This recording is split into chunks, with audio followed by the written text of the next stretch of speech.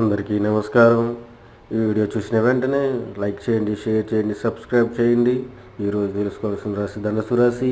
ఈ రాశి వారికి స్త్రీ వల్ల విషయంలో కొన్ని అనుకోని మార్పులు జరుగుతాయి, కొన్ని ఇబ్బందులు పడతారు. అలాంటి విషయంలో నోరు జారకండి, చాలా జాగ్రత్తగా ఉండాలి. అలాంటివి ఇంకొన్ని వీరికి వాహనం ద్వారా కొన్ని ప్రమాదాలు ఉన్నవి. వీరికి దూర ప్రయాణందు కొన్ని సమస్యలు ఉన్నాయి, వాటిని వాయిదా వేసుకుంటే చాలా మంచిది.